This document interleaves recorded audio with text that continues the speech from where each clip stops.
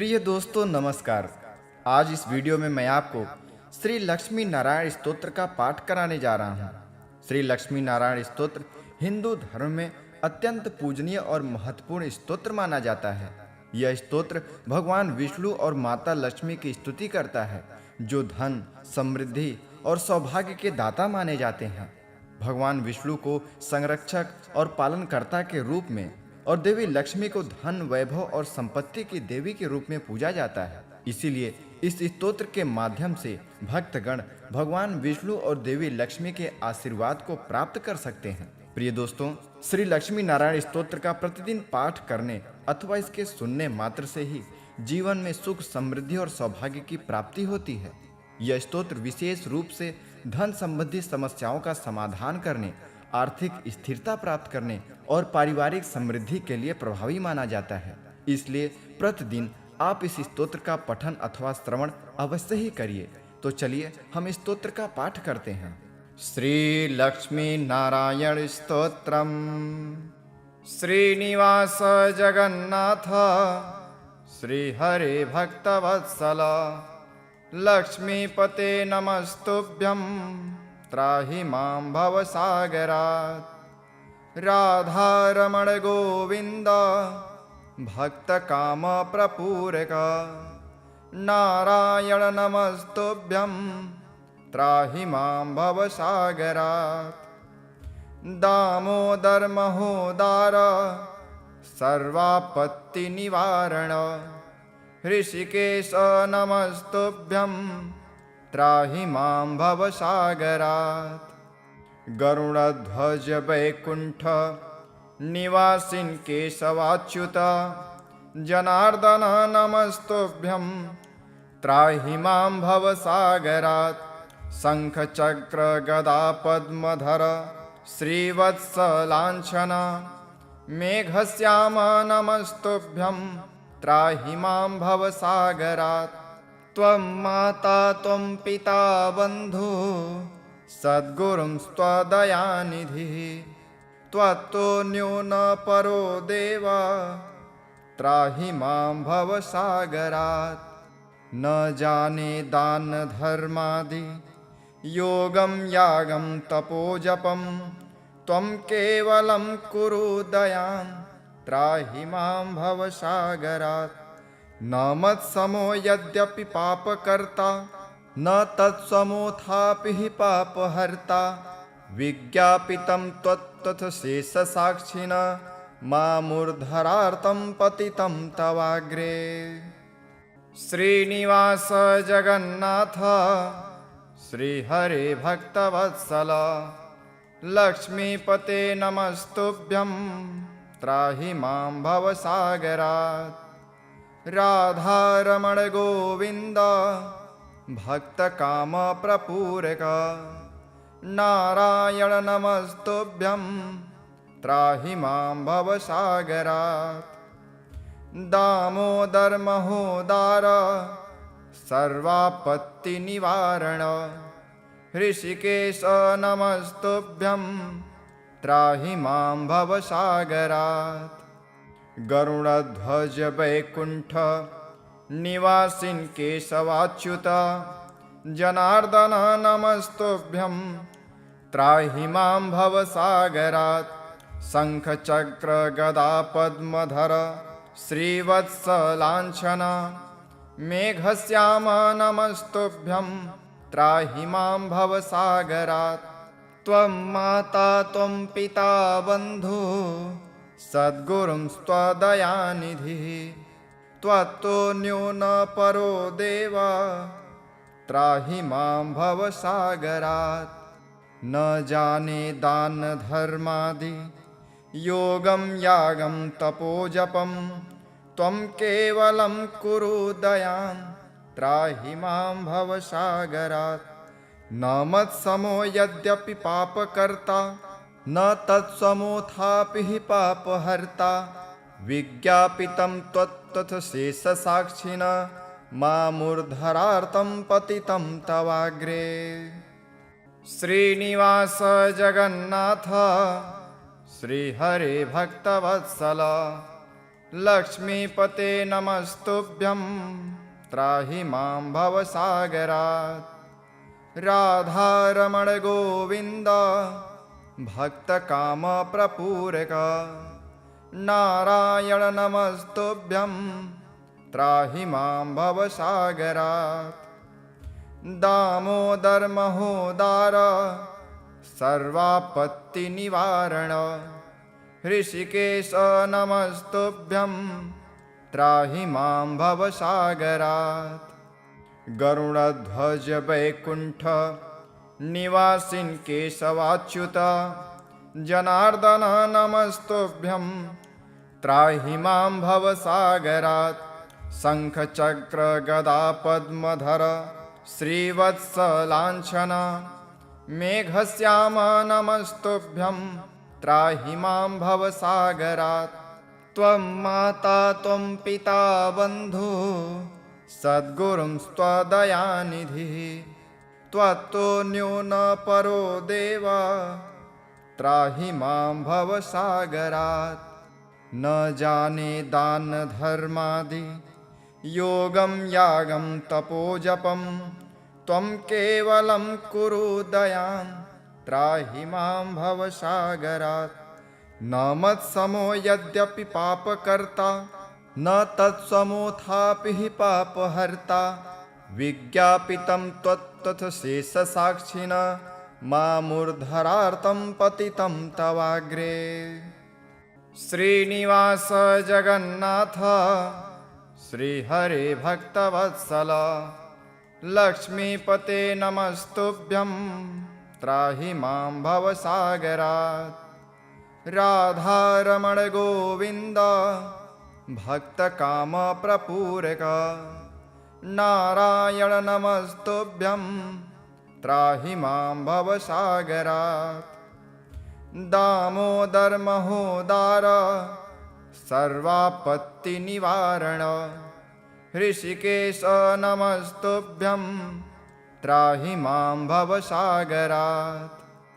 गरुडध्वज वैकुण्ठ निवासिन् केशवाच्युत जनार्दन नमस्तुभ्यं त्राहि मां भवसागरात्। शङ्खचक्र गदा पद्मधर श्रीवत्सलाञ्छन मेघश्याम नमस्तुभ्यं त्राहि मां भवसागरात्। त्वं माता त्वं पिता बन्धु सद्गुरुंस्त्वदयानिधिः त्वत्तोऽन्यो न परो देव त्राहि मां भवसागरात्। न जाने दान धर्मादि योगं यागं तपोजपं त्वं केवलं कुरु दयां त्राहि मां भवसागरात्। न मत्समो यद्यपि पापकर्ता न तत्समोऽथापि हि पापहर्ता विज्ञापितं त्वत्तथशेषसाक्षिणा मामूर्धरार्तं पतितं तवाग्रे।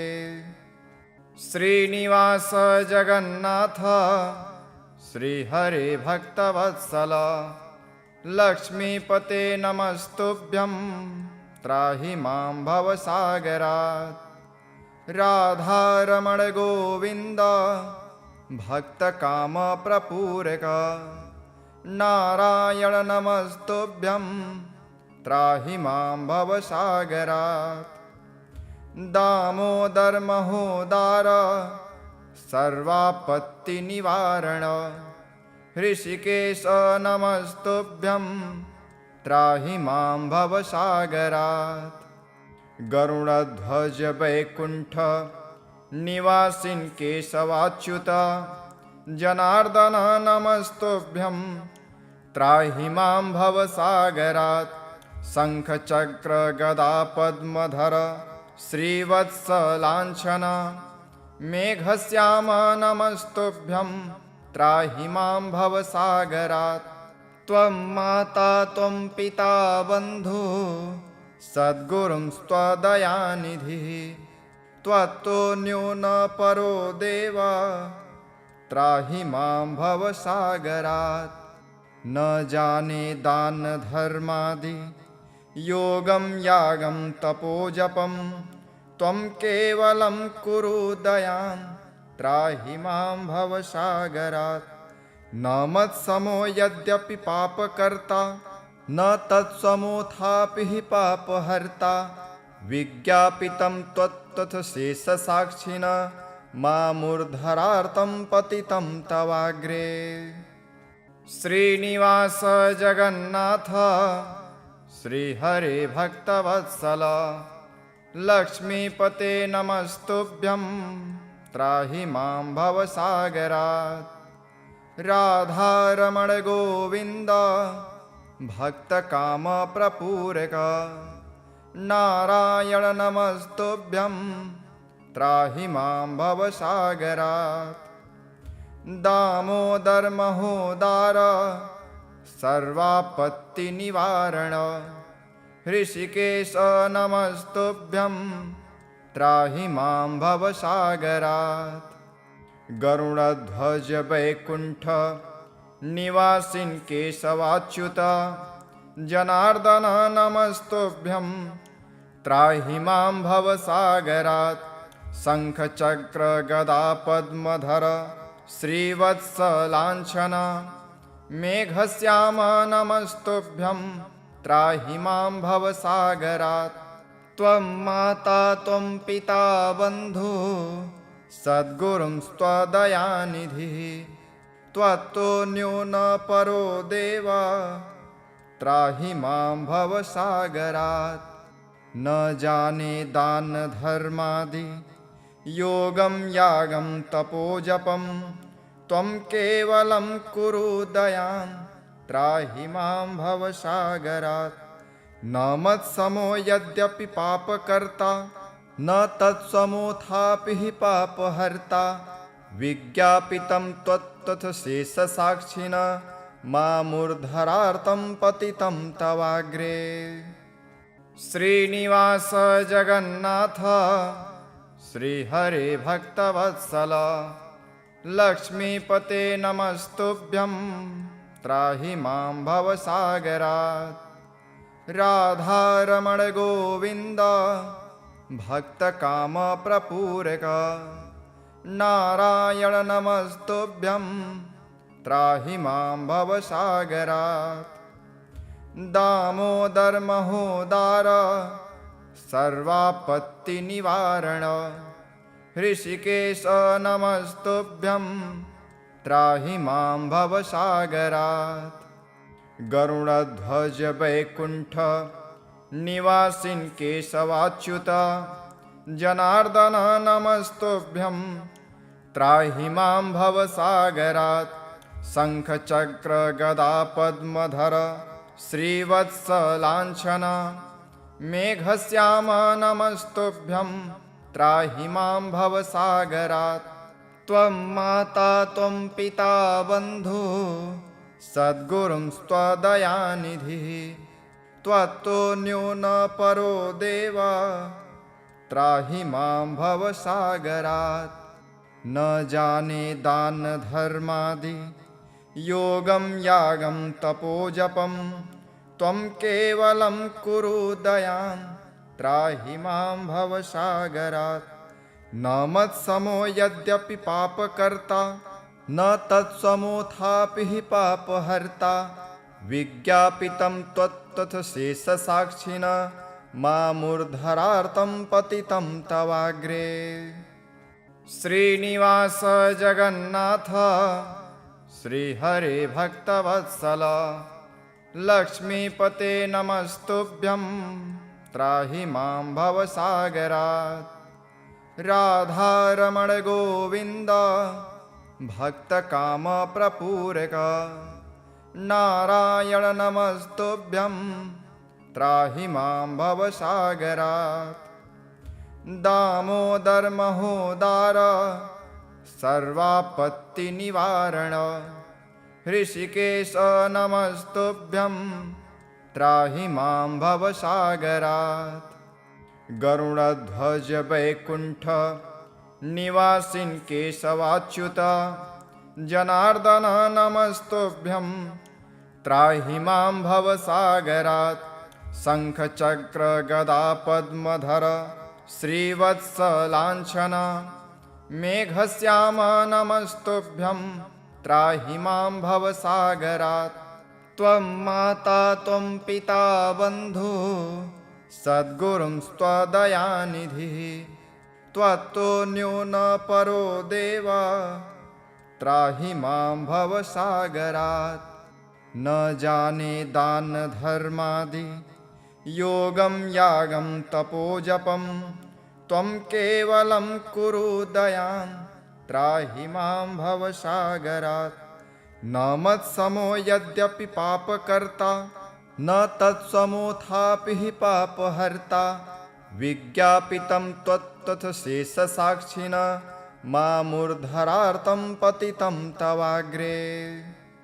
श्रीनिवास जगन्नाथ श्रीहरे भक्तवत्सल लक्ष्मीपते नमस्तुभ्यं त्राहि मां भवसागरात्। राधारमण गोविन्द भक्तकामप्रपूरक नारायण नमस्तुभ्यं त्राहि मां भवसागरात्।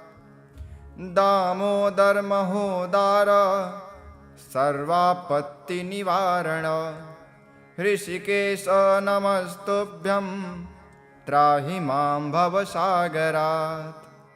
गरुडध्वज वैकुण्ठ निवासिन् केशवाच्युत जनार्दन नमस्तुभ्यं त्राहि मां भवसागरात्। शङ्खचक्र गदा पद्मधर श्रीवत्सलाञ्छन मेघश्याम नमस्तुभ्यं त्राहि मां भवसागरात्।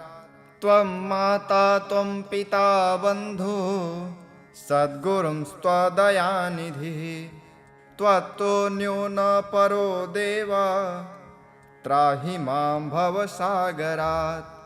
न जाने दान धर्मादि योगं यागं तपोजपं त्वं केवलं कुरु दयां त्राहि मां भवसागरात्।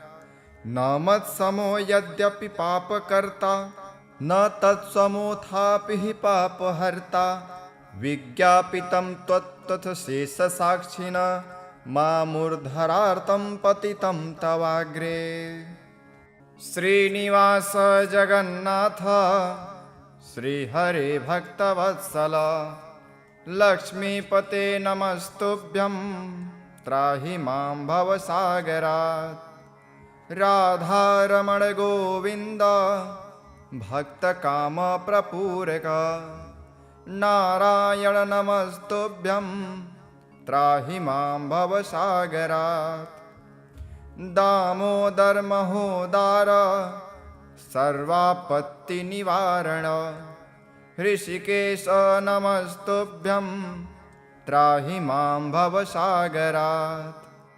गरुडध्वज वैकुण्ठ निवासिन् केशवाच्युत जनार्दन नमस्तुभ्यं त्राहि मां भवसागरात्। शङ्खचक्र गदा पद्मधर श्रीवत्सलाञ्छन मेघश्याम नमस्तुभ्यं त्राहि मां भवसागरात्। त्वं माता त्वं पिता बन्धु सद्गुरुंस्त्वदयानिधिः त्वत्तोऽन्यो न परो देव त्राहि मां भवसागरात्। न जाने दान धर्मादि योगं यागं तपोजपं त्वं केवलं कुरु दयां त्राहि मां भवसागरात्।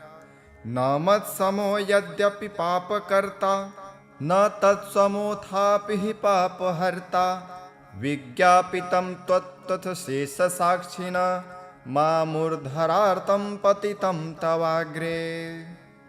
श्रीनिवास जगन्नाथ श्रीहरे भक्तवत्सल लक्ष्मीपते नमस्तुभ्यं त्राहि मां भवसागरात्।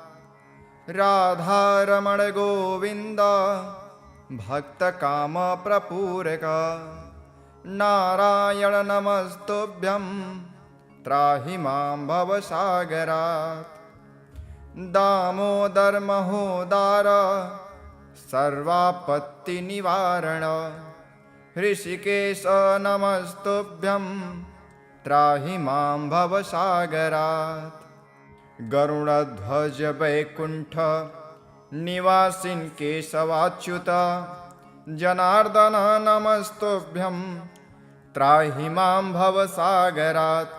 शङ्खचक्र गदा पद्मधर श्रीवत्सलाञ्छन मेघश्याम नमस्तुभ्यं त्राहि मां भवसागरात्। त्वं माता त्वं पिता बन्धु सद्गुरुंस्त्वदयानिधिः त्वत्तोऽन्यो न परो देव त्राहि मां भवसागरात्। न जाने दान धर्मादि योगं यागं तपोजपं त्वं केवलं कुरु दयां त्राहि मां भवसागरात्। न मत्समो यद्यपि पापकर्ता न तत्समोऽथापि हि पापहर्ता विज्ञापितं त्वत्तथ शेषसाक्षिणा मामूर्धरार्तं पतितं तवाग्रे।